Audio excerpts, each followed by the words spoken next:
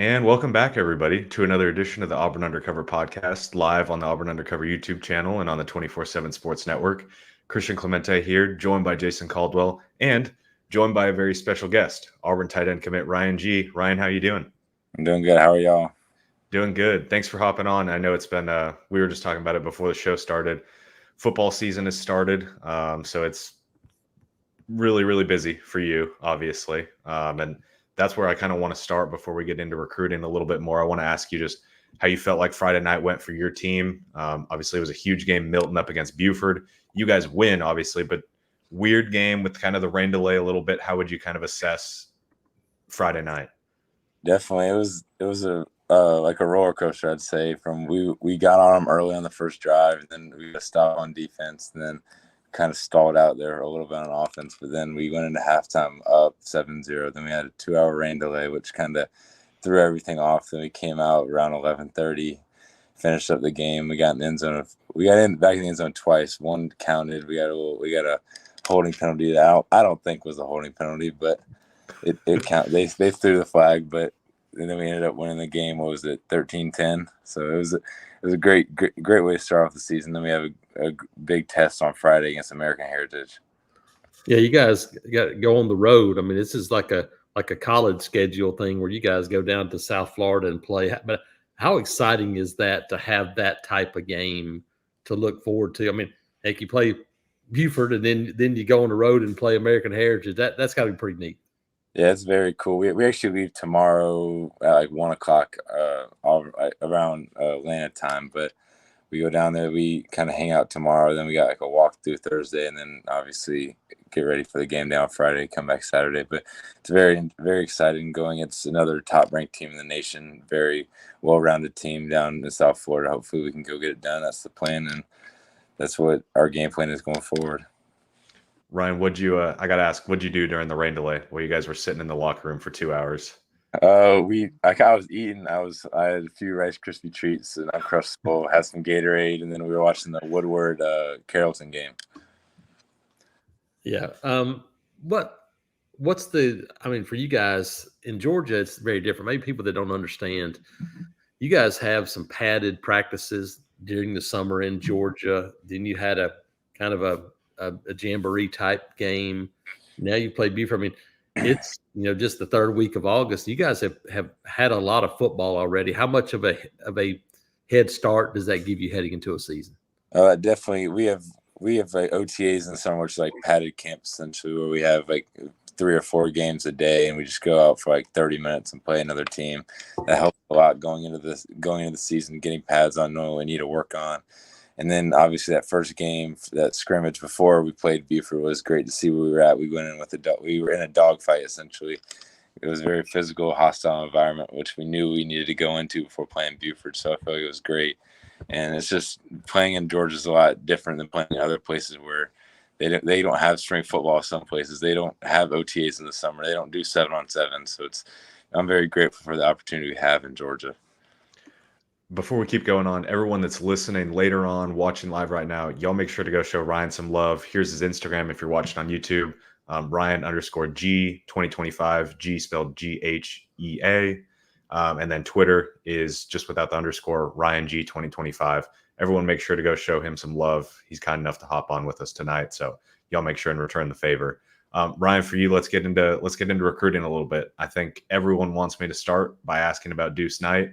If I didn't ask about him to start, everyone would probably lose their mind. So what do you think about kind of where you guys stand with him and what it would mean if you could get him in the class? Definitely. I feel like we're in a very good spot with Deuce. I've talked to him a few times. I saw him at Big Cat weekend. So it was great talking to him there. And then hopefully that we can get him in the boat before the Auburn season. But if not, hopefully sooner rather than later, will help our class a lot with getting a few other guys around the class that will bring some buzz and ultimately what we need in the class. Yeah, I wanted to ask you. Oh, sorry. Yeah, how much do you enjoy that part of things where you get to talk to other guys? I mean, we talked about Malik before we came on, but there's a bunch of you guys that have been committed for a while that are kind of like part of the staff now. How much fun is that for you? It's so fun knowing that was kind of like my plan, is being committed early, being able to join a class that already had a few very talented guys in it. and that we could just build our class that we ultimately wanted, that we can be one of the classes that change Auburn and change Auburn history forever. But it's very fun being down there. I'll be down there every game day, being around the fans, recruits, everybody. At this point, I'm just trying to get us a quarterback, work on a few other smaller or not smaller, but a few other pieces around the class, and move on to 2026 tight ends, and trying to get Coach Agamoa another star tight end in the 26 class. Yeah, Ryan, you mentioned it with quarterbacks. Look, this class, you're a leader. Malik is a leader. Alvin's a leader. There's plenty of leaders and vocal guys in this class. Blake has been pretty active since joining on. But how important for you, not even just obviously as a pass catcher at tight end, but just for a class as a whole, how important is a quarterback, do you feel like, in terms of really being able to build up the class? Because just naturally, a quarterback obviously being the leader of the team, leader of the class, whatever it may be, from your perspective, kind of how important truly is that?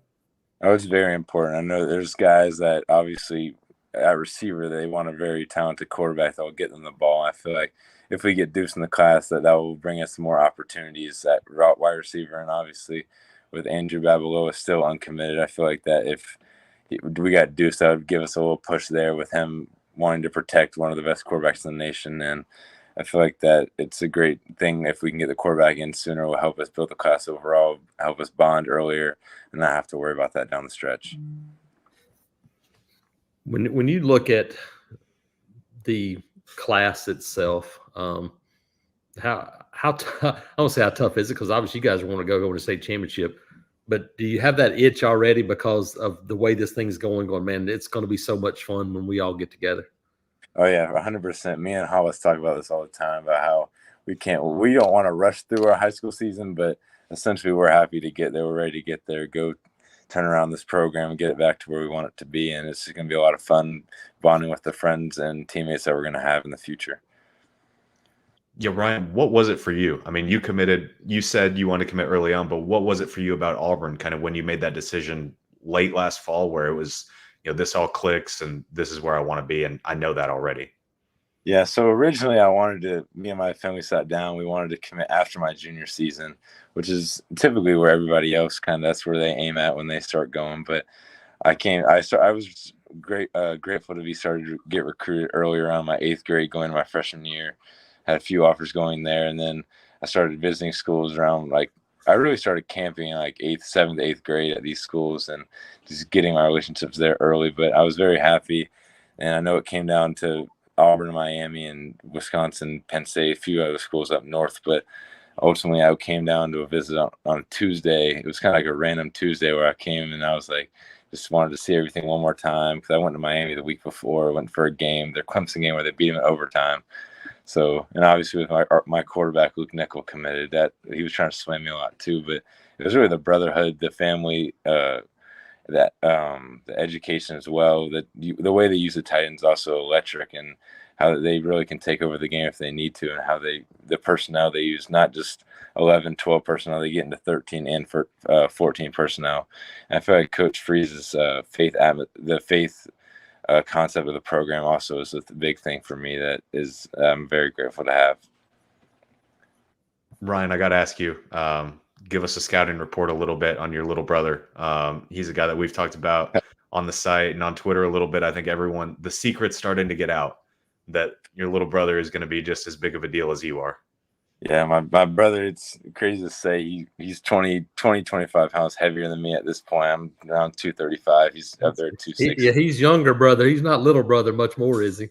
Yeah, he's around. He's 6'4", 6'5" ish. I still got an inch on him there, but he's definitely heavier than me. He tries to get at me a few times, but I'm still not going for that. But he's going to be a big thing playing left tackle. He's playing D-line also, but I feel like at the end he'll be a left tackle more than playing defense. But we train together, work out together. It's fun seeing where he's already getting to, and he's not even in high school yet. Yeah, how much do you look forward to helping him kind of navigate? You just talked about it, kind of how it's been that process for you. How much you look forward to helping him kind of navigate that and going, hey, what to look for, what's important, all those things. Is that kind of that big brother role that you're ready for? Yeah, definitely. I know it's O-line recruitment is a little bit different than tight ends. They take more than tight ends. Yeah. Tight ends kind of like a select few, but I can still tell him what I felt at the schools, how my perception was, and he comes and works out with our varsity team in the morning. Still, he does more weight than some of the guys we have now, which is crazy to think about. But it's just happy for him to be here, and just I give him a hard time sometimes, but it's fun just knowing where he'll be at the end of the day, and at the end of senior year. Hopefully, he'll be an Auburn Tiger, but it's wherever God's plan takes him. Where do you feel like you've improved as a player heading into your senior year? Where do you feel like you've taken the biggest step? 100%. For going into my sophomore year, my big thing was I was a pass catcher. Didn't have any. I didn't belong in the boxes, what people said. And then for that year, I put myself in velocity training. I went in there multiple times a week, got myself in. I feel like I'm a very dominant blocker, and I feel like I can also expand the game vertically and break tackles, anything they really need me to do. I feel like I'm versatile, and obviously with the addition of Ethan Barbour to Milton, that changes up our offense a lot and makes it more dynamic and more explosive. And we get into more 12P looks, and it's great. And hopefully that my big thing going into my senior year was I wanted to be I didn't want to come off the field at all. I wanted to be the guy that can be in there on 3rd and 2, have that big block against that big edge rusher they have, but also can go run routes against safeties, linebackers, corners, and dominate and get catches down the field, get our team in the end zone, have us win games. Ryan, one more question for me. Corey in the chat says top 3 sounds like a real possibility for you. Do you think that's realistic for y'all's 2025 class? Yeah, from the things that I've talked to the guys you were talking about earlier, Alvin, Malik, a few other guys, Hollis, and I feel like that there's a few guys that are very close to hopping in the boat that will definitely push us over to what we need to get those 2 more spots or 3 more spots on a few websites to get in that top 3 class. And there are still guys that in the state of Alabama that we're going to flip. I know people think that we're not going to. We're going to push and get those guys in the class.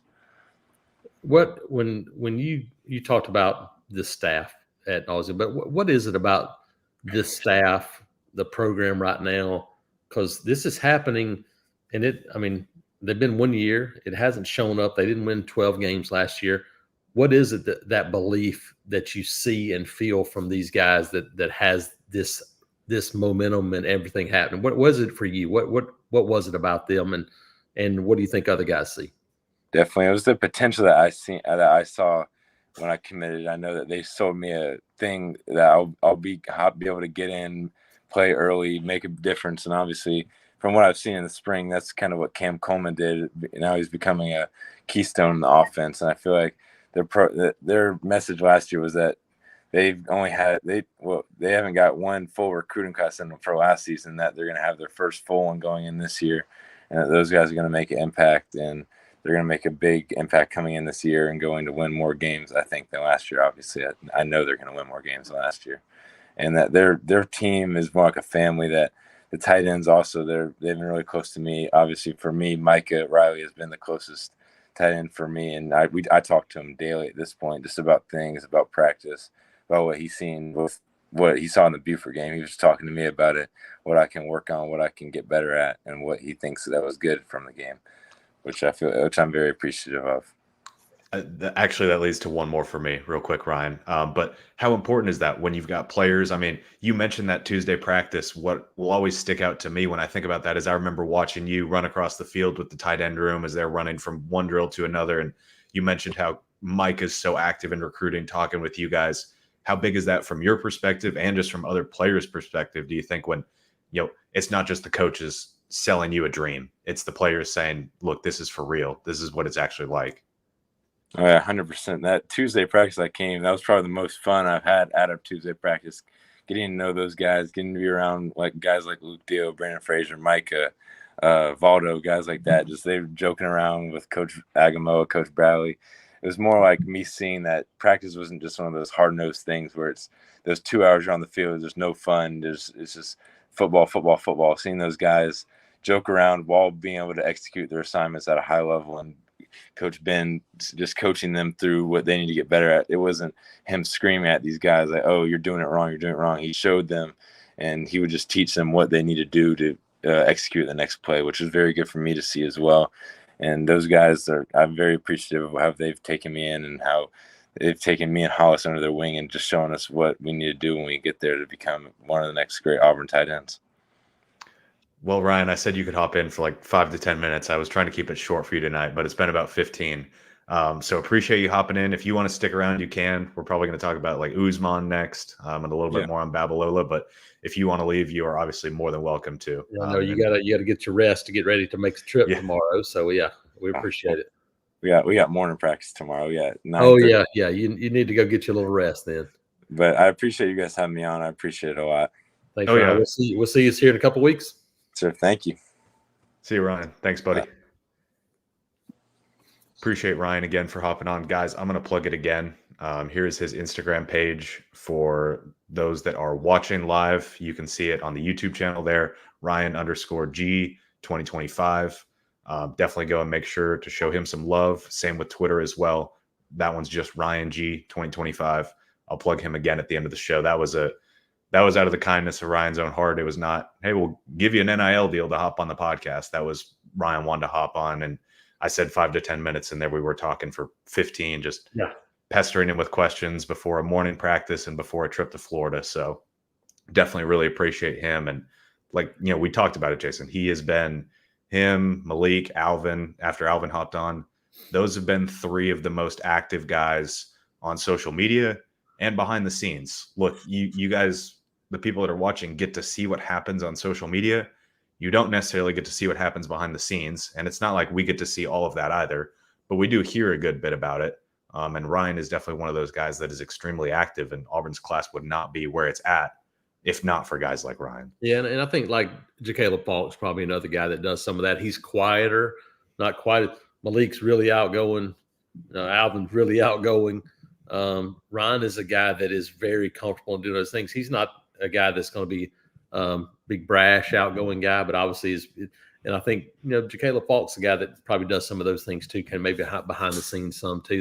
That's the good thing about this group, is this is a group that has continued to kind of grow together. And, they kind of got this text chain that they all kind of join in and include guys. And so I think that's a valuable part. We saw what happened in this current class in 2024, how valuable that was down the stretch as guys got, and it created a bond that when those guys got on campus, they were already felt like they knew each other so well. And I think that's continued already in this 2025 class.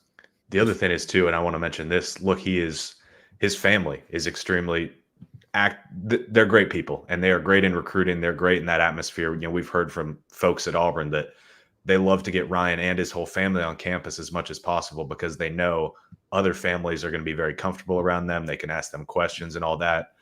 Ryan's dad, Mr. G, is one of the nicest guys you'll ever meet. Got to see him up in Milton last Friday, and it was great to see him. And, Ryan is a big part of, honestly, why Hollis Davidson is back in the class as well, along with the staff. So appreciate Ryan hopping on. Jason, let's touch a little bit more on Deuce Knight, because we touched on him with Ryan, but we can go a little more in depth. Obviously, it was scooped on Monday by Tom Loy, our guy, the national 24/7 sports writer, that Deuce will visit for the Alabama A&M game to start the season. Tom is thrown out, and we've mentioned it as well, that there's a chance that something could happen that Friday, his first game there at George County, or that, maybe something could happen that weekend as well when he's visiting. Obviously, it will be his second visit in the span of about a month or so, because he was there for Big Cat a little more than a month and a couple days. But Jason, I feel like the Notre Dame message boards have come to accept it. I think the Auburn fans are kind of at a point where they're ready for it to happen, and I think we're all at the point where we kind of feel like it's a when, not if, and it's only a couple days that we're kind of deciding when that could be. Things can change. I should say that, but we feel like Auburn sits in an extremely good position right now. Yeah, I think that's kind of where we've been probably the past couple of weeks. I think since Big Cat weekend and kind of the things, I think we've kind of felt like, hey, this thing's trending towards Auburn, and I think we both feel pretty good about Auburn at this point. And so get to the finish line, because that's the ultimate thing. I think can you get to the finish line? It feels like it's going to happen, and I think Deuce is a guy that would like to get it done before his season begins. I think Auburn would love for that to happen before the season begins, because Ryan mentioned there's some guys that potentially could fall if you were to get a guy like Deuce in this class, whether it be the guy that we're going to talk about, Ismail Croman, but Andrew Babalola's guy that I think is, here's the thing: we know that Auburn's in much better position than maybe people nationally might believe for this guy, a 5-star offensive tackle. There's a lot of discussion, a lot of talk, and a lot of communication between Auburn and Andrew Babalola. And I think a guy like Deuce coming on board might only increase that talk, which would be really huge for Auburn. So, yeah, I think we both feel pretty good about Auburn's chances with Deuce Knight at the moment. Before we move on to Babalola real quick, because I want to touch on this question from the chat from Mike. Serious question, is Deuce really that good? He's ranked by 24/7 Sports as the number 34 player in the country, number 5 quarterback in the class.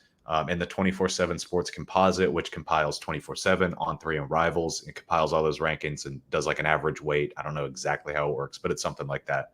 He is a 5-star in the 24/7 Sports composite. Jason, we both love his skill set. To me, he's similar to Walker White in the sense that it is immense potential. I mean, his ceiling is sky high, but there's a couple things that need to be fine-tuned before it's really quite there. But do you ever have a perfect quarterback that you're getting? No, and there's no guarantee that the guy ends up being that guy. But what you want to do is you want to go get guys like that are athletic, talented, can throw, can run, and he can do all those things. And this will maybe give people a little peek behind the curtain. In some situations like this, there's lots of times we will, prepare something in case something were to happen. Going, let's go ahead and kind of get something ready in case, it might happen at midnight tonight. Don't expect it, but you never really know when these things happen. But in part of this process, in part of what I'll do is an analysis thing. And so people go, sometimes they'll ask me, like recently in my most recent mailbag, they asked me to like comparisons for Auburn wide receivers, maybe current. So in my analysis, I'll do that as going, who does this guy remind me of? And I'd already, in my mind, it has been a left-handed version of Vince Young. That's kind of what I see. Vince Young was a guy that had to continue to develop as a passer, but he did those things, but extremely athletic, big physical guy that created a ton of problems for a defense. That was kind of my comparison. On the road last week, we talked to someone who was at the Elite 11, unprompted. He said he was incredible. When I saw him in person, reminded me of Vince Young. And so it made me feel pretty good. And I'm like, that's exactly what I saw. So you never know if it's going to be the right fit. You never know. But from an athleticism standpoint, that's somebody that has a much better eye than me, that it was in person that thought the same thing I did. And so I would take a guy that people think looks like Vince Young and take my chances to see if that guy could win the job. So I think that's from a talent standpoint, he has everything you're looking for. Moving on from him to Babalola, we'll touch on him real quickly because you've already talked a good bit about him, but it's been this might be one of the quietest recruitments that I've seen, at least for a 5-star guy. And that's by design from Andrew and from his camp. I'm not going to say he's a quiet kid, but he likes to play things close to the vest. He doesn't need to be publicly out there, out on social media a lot. That doesn't mean he's not having conversations with commits, with coaches. Those are obviously happening. It's just not really on social media for that matter. And he doesn't necessarily give up what he's thinking super easily. He's very calculated in that sense. So for a long time, it left a lot of people educated guessing a little bit where he could be leaning. Stanford was a school that had a lot of buzz for a long time. He's extremely, extremely smart. Michigan is a school that recently has gotten a lot of buzz as well. But we've been saying really the whole time, look, Auburn's in this more than people may think. And now we think, Stanford's still involved. Oklahoma and Missouri are also still involved. We kind of feel like it's down to Auburn and Michigan. And the decision is imminent's not the right word, but something will happen within the next couple weeks there. Because the goal for him was to do it when he started his senior year, which I believe was August 12th. might have been August 13th, whatever it was. It started last week. And he wanted to have it then, but he was just struggling to come to a decision. And, Auburn the entire time has been having a ton of conversations with him, still are. They're still working it really hard. And look, I don't know if it's going to pay off, but there's a good bit of confidence on the Plains about where they kind of stand there. And, potentially getting Deuce Knight. I'm not saying they're not necessarily connected, but it would won't not hurt. Yes, it would not hurt. It won't hurt. No, and that's it. I mean, I think it's just continuing to build, because we talk to these kids and we see it. There's nothing more important than momentum in recruiting, and there's nothing more important than getting guys who other players go, man, that guy's a good player. He saw the same thing I see, and it only reinforces, hey, yep, they believe just like I believe. Now I'm gonna go. I mean, it all factors. It all matters, and the more of those guys you get, the more guys want to come. It seems counterintuitive. We saw it last year, wide receiver at Auburn. We're seeing it now. They're still recruiting. I mean, the guys like Derek Smith and others, the guys want to go play with other good players. That's how this thing works. It's a lot of times people go, well, I want to go somewhere where I can be the guy. It doesn't work that way. People want to go where there's other really good players because they want to try to compete for a championship. And that's the goal. And I think this is, again, stacking classes. That's how you do it. That's how you go compete. 24 class. We talked to Hugh Freeze. He said it multiple times going, hey, I don't think we missed on those guys. And you can run down the list of guys, and we're talking about all those guys going, hey, they're all right there and competing and already showing it. You add two classes like that, and all of a sudden you look up and you go, man, you start to be 40, 45 deep in elite talent players instead of 20 to 25. That's how you go and challenge the Alabamas and Georgias.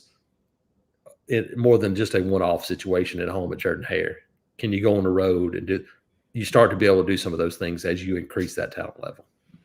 Yeah, speaking of talent, Auburn's still in search of a second running back in the class. Shakai Mills-Knight committed to Ole Miss over the weekend. That does not necessarily end his recruitment. Auburn loves him.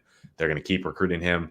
But a lot more of the focus, and there's already been a ton of focus on him for that matter, is going to be on Usman Kroma, the running back out of Lee County. Had a story on him earlier on Tuesday. Shout out to our guy Ben Wolk over at the Dogs 24/7 site. He went and saw Usman on Friday and was kind enough to ask him some Auburn questions, ask him what he was kind of thinking, where he was at. Usman was considering having a commitment earlier in August, decided to delay it, but he told Ben that he wants to do something probably in September. And Ben asked him, he said, why do you want to do something? Why do you feel ready? Why do you want to do something in September? And that was Usman's answer was Big Cat Weekend. And he obviously visited for Big Cat Weekend. Now, Ben paged him on that a little bit more. And he said, I'm feeling comfortable with all the schools and I feel like I just need to make a choice.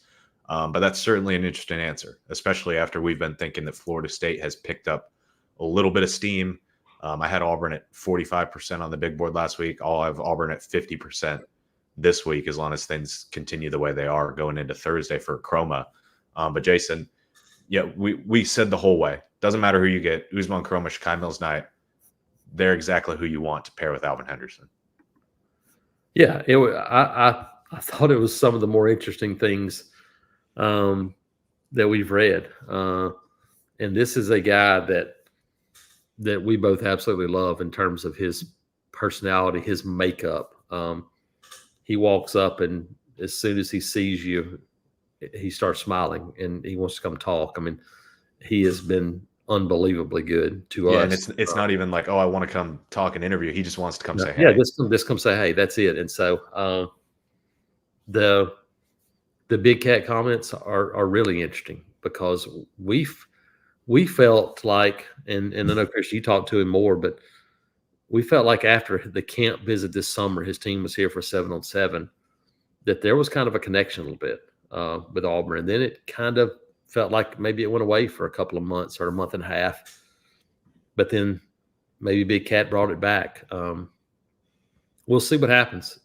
But it feels like that Auburn's in this one a little bit more than maybe we thought a month ago at this time. And he is a guy that they've liked for a while. Physical back, great hands, really good receiver, a guy that can catch it, do some of these things. And he is hard to tackle, hard to get on the ground. Would be a really good complement back to a guy like Alvin Henderson in this class. It would be as good as it gets, in my opinion, because he's a little bit bigger, a little more physical. Alvin is a guy who is physical, but is a guy that maybe not quite as big. Those two guys would be really good paired together. The other interesting tidbit that I'll mention real quick is Ben asked him, "Hey, are you gonna let a staff know, as in a coaching staff? Are you gonna let them know before you decide?" He's like, I think his quote was, he said, "No, I'm kind of a sporadic person. I'm gonna have a date set, but I'm not gonna let any staff know." And his exact quote was, "I'll let Kirby Smart or Hugh Freeze check their phone and see that I just committed, and then we'll have a joyful conversation and discuss it after," which is just kind of funny. Jason, we'll hit a couple questions from the chat, then probably wrap up here. Been going for 31 minutes now. Some football questions. Here's one from Corey. Any concern with Percy Lewis and Dylan Wade switching positions? That's something Hugh Freeze mentioned on Tiger Talk, that Percy Lewis this week was going to move from left tackle to left guard. Dylan Wade, left guard back to left tackle, just for practice this week. Yeah. I mean, I think it's been a little concern for a while. That they brought Percy Lewis in, and I think there's been some concern that, hey, not necessarily. I take it back. I still think they're looking for their best five. Would that include Percy at left tackle, or your best five, Dylan Wade at left tackle, and somebody else at guard? Because you got Tate Johnson, you got Braden Joyner, you got a lot of guys. Ronan Chambers is a guy that hasn't been mentioned a ton, that a guy that could fit in, but Jaden Muskrat is still kind of recovering from that tightrope surgery and hasn't really taken off yet, maybe as much as he'd like to. So I think he could factor into that as well. But when we've seen EJ Harris, we've seen a lot of guys in the mix, maybe to play a guard spot. So I mean, Percy's a guy that worked at right tackle some. So I think they're looking to try to figure out what the best five guys is, because in the end, that's still the goal. Are you better with Percy in at left tackle and Dylan at left guard, or is your next guard better than Percy at left tackle? Because Dylan Wade can play tackle, and so I think that's what they're trying to figure out right now. After the first scrimmage, they're like, "Hey, let's take another look." And we talked about that at practice that day. They threw Tate Johnson in a little bit. We've seen them start to shuffle. That's kind of the normal. This is the normal time that happens during camp. Now you'll start to settle in, but it won't surprise me at all if Dylan Wade is the left tackle to begin. Tyler Johnson is probably the other guy to watch there. I think the redshirt freshman, the guy that I think is the heir apparent is Auburn's left tackle, at least on this roster. I think if you could get him in some games, kind of give him some early season rep, maybe by the middle of the year, he might be your left tackle, and then you're able to slide Dylan Wade back inside the guard. Yeah, it's kind of funny looking back on it. Hugh Freeze comes in and they get all those big flips to end the 2023 cycle. You talk about Keldrick Falk from Florida State, Connor Lew from Miami, Kayan Lee from Ohio State, Sylvester Smith even from Tennessee. The one that never really got much attention at all at that point was Tyler Johnson from Texas Tech. But if he turns out to be the left tackle they think he could be, that might be one of the most important out of all of them, because they think this is a guy that can go to the NFL left tackle. Correct. And this is a guy that had been wanting to commit to Auburn for the better part of a year under the previous staff and did not get an offer. And Hugh Freeze and the staff comes in, offer him late. This is where he wanted to come. Louisiana kid, flips to Auburn, and a guy that they absolutely believe is an NFL offensive lineman. He just hasn't played a whole lot of football in his life. And so experience early in the year would be vital if Auburn can get out and build a lead in a couple of these games in this first part of the schedule. To get him on the field, to get some reps, could really speed up the process for him. Here's one from Eric. I think there's a discussion going on in the chat. He said, why wouldn't Auburn be able to get both Malachi Goodman and Andrew Babalola? I think Auburn can get both of those guys, to be honest. I think that is a very distinct possibility. So that's my 2 cents on the debate that's going on in the chat there about that. Yeah, I don't think it's an either or. If they're going to try to get both those guys. Can you get one both, neither. I mean, heck, who knows? They absolutely want both of those guys if they can get them. There's no question. Yeah. Here's one from Robert. If Auburn doesn't get a QB this recruiting season, hopefully a good portal one. I think Auburn will get a high school and a portal, and it does not matter what high school guy they get. I said that when they were recruiting Juju Lewis, said that when they were recruiting Hussam Longstreet, say that now while they're recruiting Deuce Knight. I think a portal guy is something that will happen. I think especially if Peyton Thorne is your quarterback from beginning to end, and you don't have a guy that plays significant snaps this season, you would enter a season with virtually no experience at that position. I think that would exacerbate that. I think that would make it a very, very likely scenario. Now, if you have to play a guy and he plays during the year and you have a guy that's played a lot of football, then maybe it changes it a little bit. But I still think you're going to end up having to have somebody with some experience to come in and compete. It would make a lot of sense to go get a 1-year rental type guy at quarterback. And, our guy, Bud Elliott, kind of joked, half joke, half serious, put it on Twitter the other day when Auburn tweeted out, we hit on all 4 wide receivers as in the freshman. He's like, Auburn, he said something along the lines of Auburn's going to be a portal quarterback dream next year. He's not really wrong. I mean, all 4 of those guys stay on roster going into next year, and they perform like we think they can perform this fall. It would be a very attractive spot to look at with those guys, and especially the 25 class they're bringing in and everything like that. So, yeah, I think it's just competition. You're bringing guys in to compete. You would probably bring somebody else in with experience to try to come in and compete. But they want to build this thing through the high school ranks, but you can't do that until you start playing guys. It's kind of the I don't know. It's danged if you do, danged if you don't, because the only way to get experience is to play, but it's hard to play without experience. And so it's a really tough thing to do. But yeah, I would expect if they don't play anybody all year, that you're going to see them at least go look for somebody that has some experience. We'll touch on 2 more here. Decone, how are we feeling about Naeem Offord? Feeling a lot better than I thought I would feel about 3 months ago, maybe. Yeah. Again, another guy that they've continued to have communications with, in-state kid.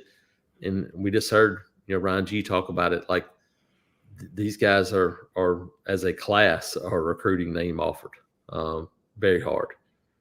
That is a big deal. And so another guy that he's not an offensive guy, Christian, a quarterback could impact that guy because everybody wants to know who the quarterback is. So I think it's one of those things you look at, pay attention to, and watch, because with a teammate committed in Jordan Crawford, that's going to keep Auburn at the forefront, I believe.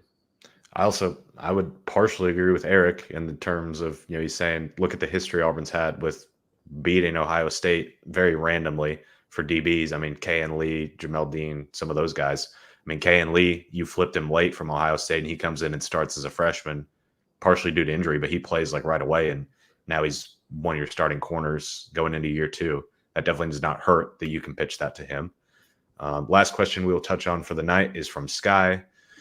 Christian/Jason, give me one player no one is talking about that makes the biggest impact for Auburn in 2024. That is a great question, and that is going to take a lot of thinking. Mine doesn't. Mine's easy. Okay. Because that's been the guy that I've been on for a long time. I think it's Sam Jackson. Yeah. I knew you were going to take that, so I couldn't go with that. I think Sam Jackson, his connection with Peyton Thorne, the former quarterback that understands defenses. It's most people think, and it is a lot. Quarterback has to know. And I talked to. It's funny. Talked to Gabe Gross, who's obviously baseball was the right call for him.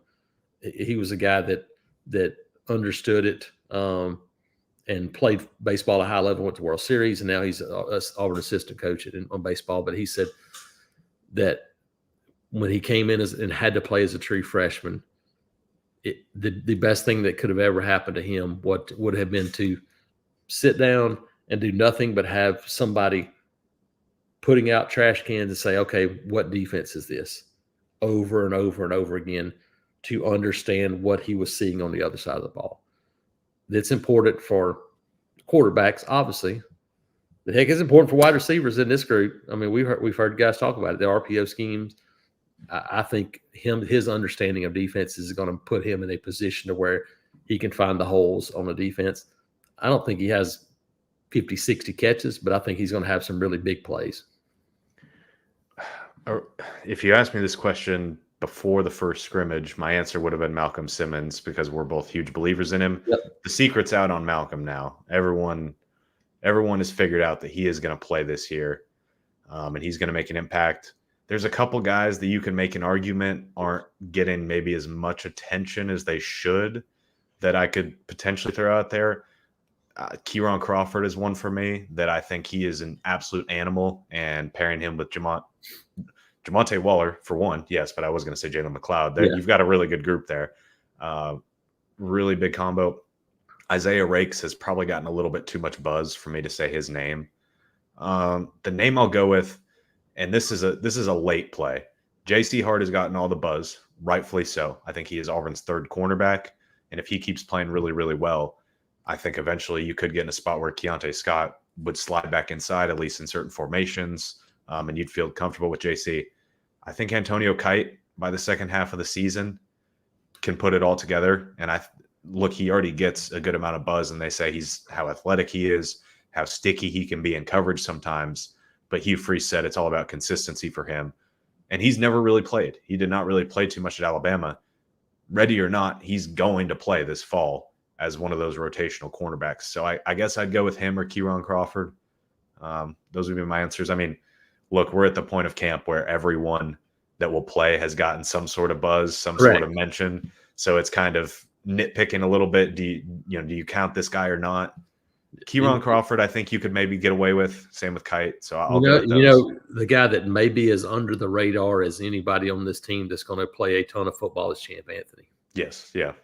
Champ Anthony is going to be the nickel. He's going to play a ton of football for this team. And because it hasn't really been a battle, we haven't really heard his name very much. But I think it's going to be a good player. To that end, yes, I think Champ is a guy that really fits well inside. Keontae is a really good interior player. How does it translate to this defense? That's what we haven't seen. He was ideal inside in Ron Roberts' scheme. How much different is it for DJ Durkin with what they're doing inside? I mean, maybe it's a different fit. So that's a good problem to have. Keontae can go inside and play.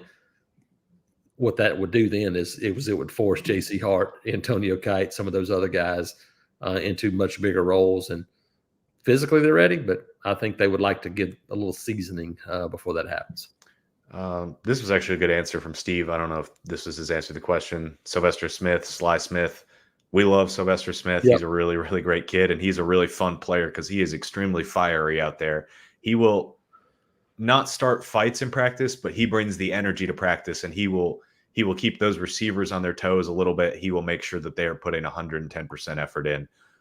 So Sly Smith is definitely a great answer. Touch on this one super quick from Corey.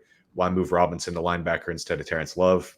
That's just what the staff saw. I honestly do think linebacker is a better fit for Laquan Robinson.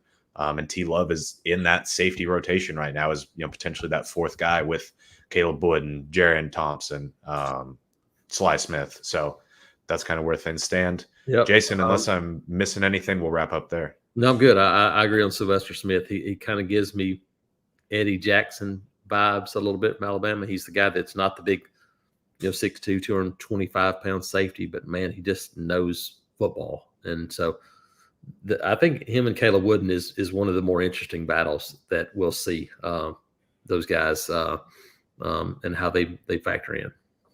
Touch on one more question. If we keep doing one more question, we'll be here until 11 p.m. Yeah, this is a good question from Blake. Will DeMarcus Riddick get a ton of play early on, especially with Austin Keys injured? I think Hugh Freeze mentioned that on Tiger Talk last night. That I think it was a sprained MCL. Yeah. And so saw Robert Woodyard. We saw him last week, and he was moving around some. Yes. And with still a couple of weeks left, Woodyard, Dorian Mosi is another guy that has kind of gotten lost. The Duke transfer too. I think those two guys, but I think Riddick's going to play. Especially in Alabama A&M, you are going to get DeMarcus Riddick in there about as much as possible. Yeah, I think you'll get some reps there. A lot of special teams for him too. I think we'll see him in those roles. But I think Woodyard is a guy that's probably earned some of those snaps, and then Mausi is a guy that I think because of his size and stature probably fits more in that Austin Keys roles a little. The thing that we don't know is who the second green dot would be on defense. Who would be the second guy that calls the defense if it's not Eugene Asante, because we think he's going to be the guy more than likely, unless it shifts back to Jaron Thompson at the safety role and they want it on the back end a little bit. Who would be the next guy up, though? That's the one that you don't know. You got to figure Mosey a little bit because of his experience, but they do have some options. It was definitely interesting, surprising, and not surprising at the same time that when Hugh Freeze was asked who are the freshmen that have stood out besides the wide receivers, that DeMarcus Riddick was the first name he mentioned. Not shocked, but also a little surprising at the same time. Also mentioned guys like Malik Blockton and Amaris Williams. He mentioned a bunch of guys, because they're all going to play this fall. They are, and Riddick's a guy that it's interesting. Him and Amaris Williams were two of the guys. Now we've seen Malik Blockton a ton. Riddick we've seen, but we saw him in San Antonio against guys that were the best of the best, and you go, yeah, that dude belongs. We saw Amaris Williams in person for the first time on the field and went, holy cow, that guy's a freak. And that has shown up too. A bunch of young guys that I'm looking forward to seeing. Hey, make some mistakes, but boy, they're going to be athletic when they're doing it. So it'll be fun to watch. Yeah, so we're going to wrap it up there. Before we call it for the night, I want to plug Ryan's stuff again because he was kind enough to hop on for over 15 minutes to start the show. On Instagram here, if you're watching on YouTube, Ryan_G 2025. If you're listening, that is Ryan_G GHEA 2025. On Twitter, just Ryan G 2025. Definitely make sure to go and show him some love. Give him some follows if you're not already following him, stuff like that. We really appreciate Ryan hopping on. Appreciate everyone that was in the chat. Little late night show here, but it was really productive. Had a lot of people in here. And Jason, I think the plan is to maybe do something later this week or this weekend, I believe. Not necessarily recruiting based, but team stuff, as it is. I mean, we are less than a week away from game week, as crazy as that is. And to end the show, we can just say Thursday and Friday we're going to be on the road. Thompson Grayson up in Alabaster, and then Friday Opelika Benjamin Russell. So you combine those two games, and you've got 12 to 15 guys that Auburn would like to have across different recruiting classes, and you've got some guys committed. You've got a ton of targets, so it should be a fun end to the week. Busy but fun. Absolutely. And I'm looking at 86-65 Thursday and 87-65 Friday. So not only are we looking forward to some good games, but man, it's going to give us a hint of a little football weather. So we're looking forward to it. It's going to be a fun week, and keep it locked in. We're going to have tons of stuff from two really, really big football games this week. Yeah. So appreciate everyone tuning in, and we will catch you guys again